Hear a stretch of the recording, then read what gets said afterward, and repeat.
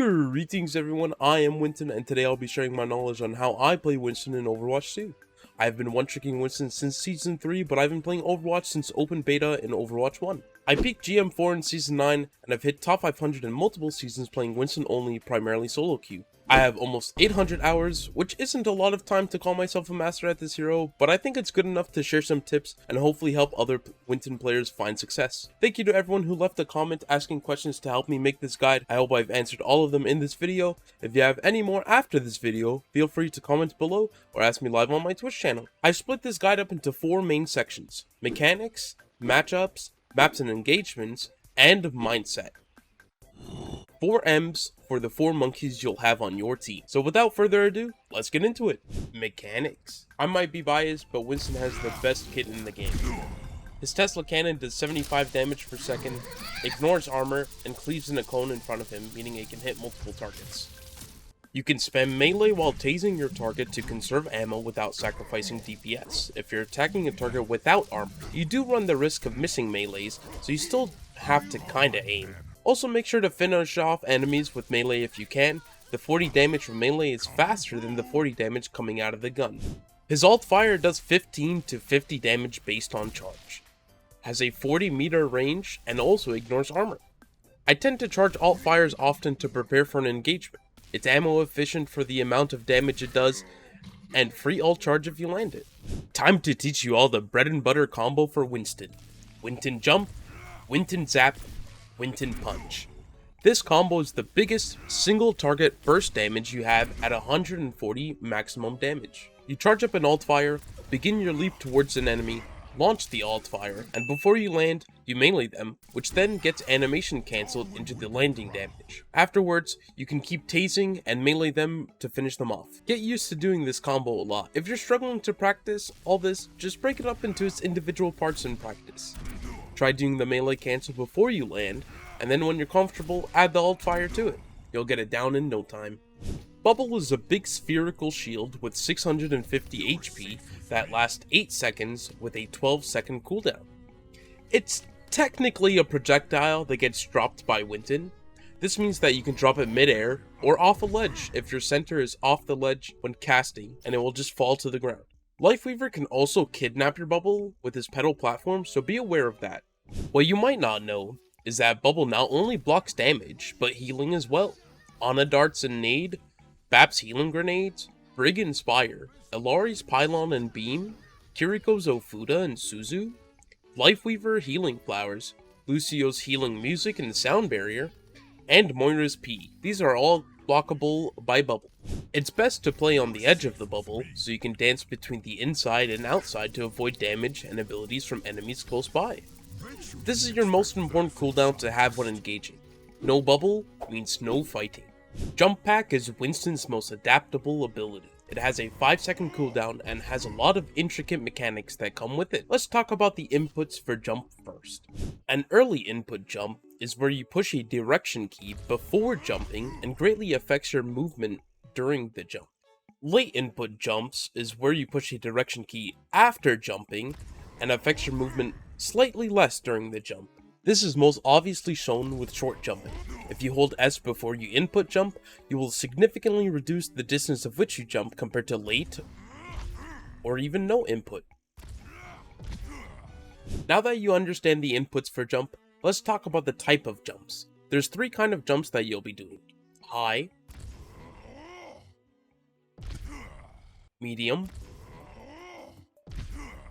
and low. High jumps are used for scouting, and can be used to avoid close-up damage momentarily, or to pick a teammate to get nano or assisted in some way. Not really used to do damage, and leaves you quite vulnerable in the air, but still has its uses. Medium jumps are used to take a higher position, typically to create some space for your teammates, or used to attempt to get a kill on a target sitting high ground.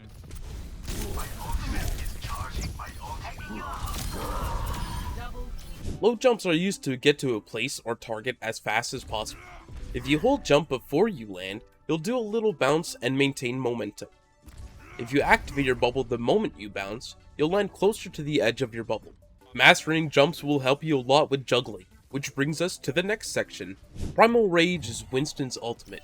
When activated, it fully restores his HP regardless of debuffs and gives him 500 more HP for a total of 1125 HP in roll queue. It also gives Winston 30% more movement speed and replaces his Tesla cannon with his real guns that do 50 damage per swing. It lasts for 10 seconds.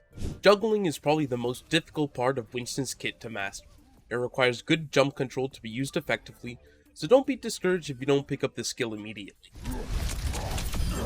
Well, these guys really thought. You can use the ult as a way to survive and escape, but I'd rather save it for a specific purpose, like isolating a target to take them out of the fight, or to displace enemies from the objective. I call it a Winton 9. When in Primal, where you're looking doesn't really matter when hitting a target. Obviously you want to hit them so you have to look in their direction during the punch animation, but where the enemies get knocked back is determined by your positioning relative to the target's positioning. Two custom game modes I use to practice juggling are BSON1 and 35EXP. BSON1 lets you pick any map you want to drop a bot on to practice juggling. This is good for practicing on different map geometry. I recommend this one if you're just starting out.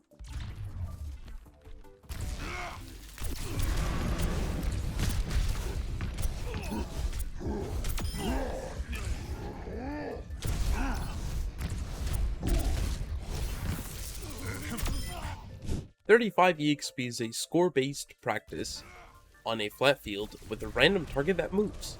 Scores above 400 are what you should be aiming for, but don't let low scores discourage you at first. It's harder than it seems. To juggle someone continuously, you'll need to slow down your tempo of punches to keep the target in the air long enough for the jump cooldown to come back up. This part takes a lot of practice.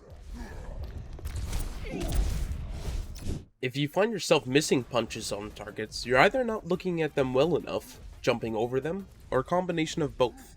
Looking downwards when attempting to juggle a target that's within the minimum jump range will help you punch them more consistently. Also, starting your punch before you jump will help you land your punch during the jump. Starting your punch before you jump also sets you up for the 3-hit combo. This is where you punch someone mid-jump and into your landing to be comboed into another punch. If you overshoot your landing, you can turn around to smack him with the 3rd hit to push an enemy into your team or to reset your juggle.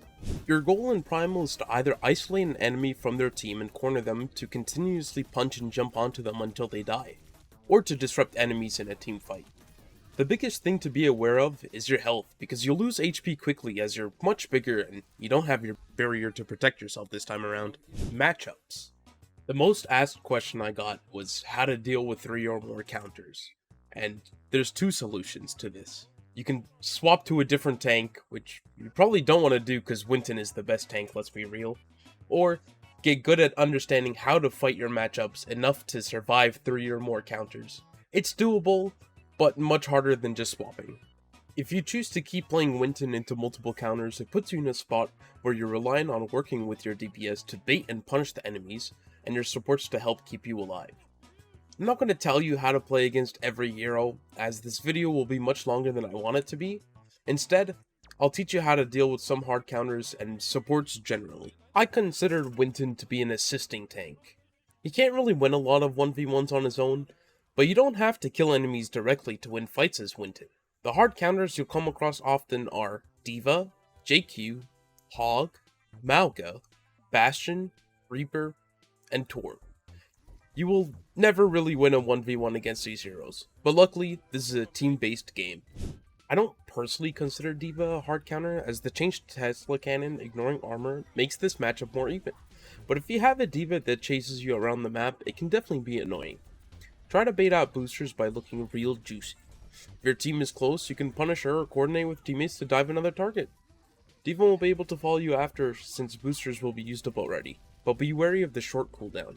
You can look to bubble her ultimate if you think you or your team are going to die to it. But if you and your team can survive without using bubble, then save it for the next engagement instead. Against Junker Queen, be aware of when you're stuck with the knife, as she'll pull you out of your jump. If she misses the knife, you can look to dive her and cut her off from supports by isolating her in bubble, or just jump over her and dive a squishy target. What some people don't know is that you can shield off Rampage, but it takes good bubble placement to do so. Against Hog, Dodge the hook without bubble if you can, and look to engage on another target. If you have to use bubble to block a hook, then you have to wait to engage. Patience is key against Hog. Just survive and let your DPS do the work. If a teammate gets hooked, you can either jump into the Hog to try and push him away before he one-shots them, or use your bubble to block the shot from a teammate, but you'll need a good bubble placement to do that consistently. Hog ult melts you. Don't pop primal unless you think you can jump out of it. Alga sucks against shooting shields, and if he's shooting shields, then he's not going to be healing himself. You can isolate him in bubble so he can't get healed and coordinate with your team to kill him, but make sure he's wasted his cardiac overdrive first. If they have DPS that break your bubble fast, you'll just have to bait Malga out and punish him when he's away from his team, or look for a different target. Malga cage is really annoying to deal with as Winston. Never primal in cage, you'll just die. If you have a Life Weaver or a Symmetra that can get you out of the cage, have them do so. Or if you have a Sombra that can EMP the cage, it can help you flip the fight into your favor. Patience is key against Bastion. Try to bait out turret without bubble by moving to another point of cover. Bastion players will pop turret that moment you pop into their line of sight. Wait for turret form to finish, then look to engage on them before the cooldown resets. You can use your bubble to block his ultimate and save your teammates, but know that the blast hitbox is still active even if it hits the top of the bubble, so don't jump into it. People who swap to Reaper are dumb. They will just hold W on you the entire game to make your life miserable. The best way to deal with Reaper is to bait him into your team and have a teammate kill him, or survive long enough to let your jump cooldown finish to escape. Don't get baited by a low HP Reaper, he'll lifesteal too much against you.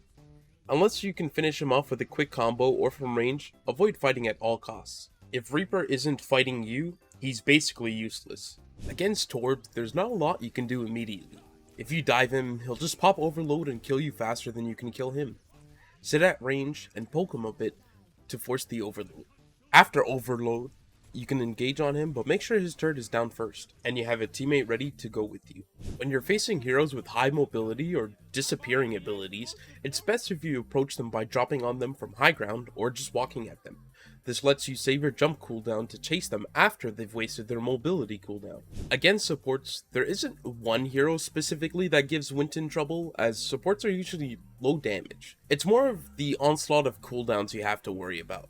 Never expect to kill a target if there's a support nearby and you don't have any follow-up. I'm not saying it's impossible, it's just your damage is so low and unlikely to kill them while they're getting healed. Play to survive and distract them long enough for your team to hopefully kill someone else, or pressure them enough to push them back and collapse on enemies between you and your team. I've covered a lot of the harder matchups in this video, and I'll consider doing a separate video for the rest of the heroes, but for now, you'll just have to play the game a ton and learn for yourself. Of course, you could always pop by my stream and chat with me about the matchups you have trouble with, and I'll happily answer all your questions.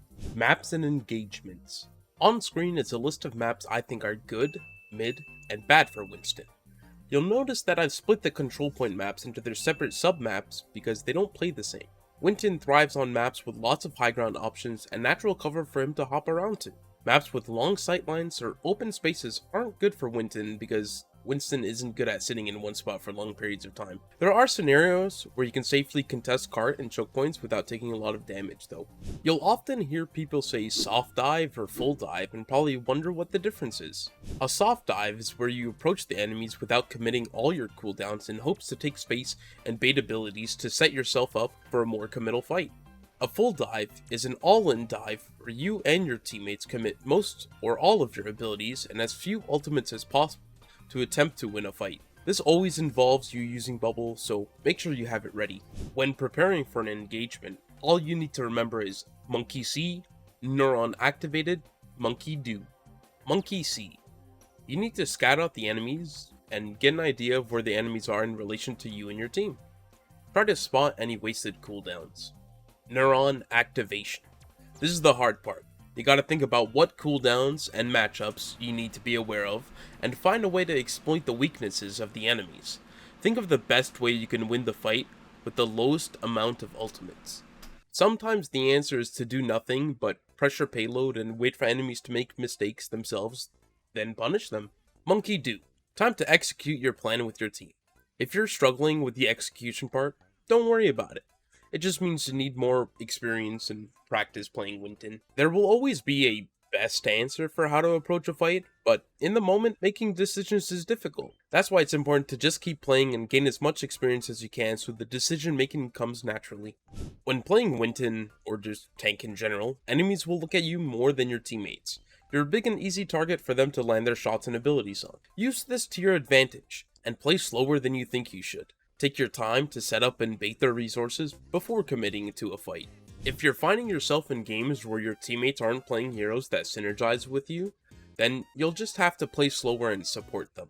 You can't control what your teammates do, you can only try your best. If you try to dive with a team that can't help you, you'll end up popping like a balloon and eventually get told to swap off. Look to bubble your teammates to enable them to get kills or peel for them. The best tip I can give you is to focus on not dying over getting kills. Obviously, you'll need to find a balance of both to win games, but you can't make space, gain ult charge, or peel for teammates if you're dead.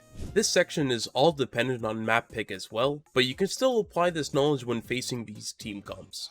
I'm also going to assume that you have a well-built comp, as without one, you'll have a much harder time. The 4 comps you'll be finding yourself against are Dive, Poke, Brawl, and Rush. Against dive comps, it's about which backline survives longer, since both teams will be looking to delete the other team's supports. Play patient and look for an opportunity to punish an uncoordinated dive from the enemy, or catch an enemy out of position and dive them with your team, or simply be the better team. Against poke comps, speed is key. The goal of a poke comp is to keep their distance and whittle down your health and cooldowns before you can get to them. Play behind cover until you or your team are ready to engage on enemies. It's important to take as little damage as you can during this setup portion. Look for a target out of position, and look to punish them. Against brawl comps, bubble usage and engagement timing is key. Brawl comps typically have a lot of sustain, so you're going to want to end a fight in a burst of speed. Brawl comps want to be close together, so jumping into 5 of them head on is almost always a death sentence. Look for opportunities to split enemies and use bubble to isolate targets from the rest of their team and coordinate with your teammates to kill them quickly. Rush, or death ball comps, are like a more grounded version of a dive comp. Their goal is to hold W and delete anything that stands in their way in a big burst of speed. Rush comps have a lot of immediate threat, so just kite back and survive long enough to retaliate with a dive from your own team. Or look for an opportunity to punish an enemy out of position. As mentioned before, everything said here is dependent on a lot of different things like what map you're playing on, what dive heroes you have on your team, and the heroes the enemies are running. So it's up to you to adapt to these situations. But generally, the tips I've given will help you defeat these team comps. Mindset. Don't expect to get kills with Winton. Your aim should be to pull attention and be an elusive monkey, as all the enemies will throw every cooldown your way. Surviving and finding ways to punish enemies' mistakes is your biggest priority. Playing the tank you want for the entire match is a big struggle because no matter how good or bad you're playing, nothing can stop other players from counterpicking you, and they almost always will. But that's why it's important to stay strong and get good. If the enemies can't beat you on their favorite hero, then you've already won the mental battle. You just need to be good enough to beat them when they counter you. Players that counter swap the whole game have a base knowledge of the heroes they swap to. Being a jack of all trades, master of none doesn't get you too far in Overwatch. There's no way for them to learn how to play the game if they spend the entire game swapping between what hero is best for the situation. When it comes to teammates that don't want to work with you, then there's not much you can do about them. It's a GG and go next. You can't control what your teammates do. All you can do is be the teammate you want to have on your team, and try to work with them to their strengths.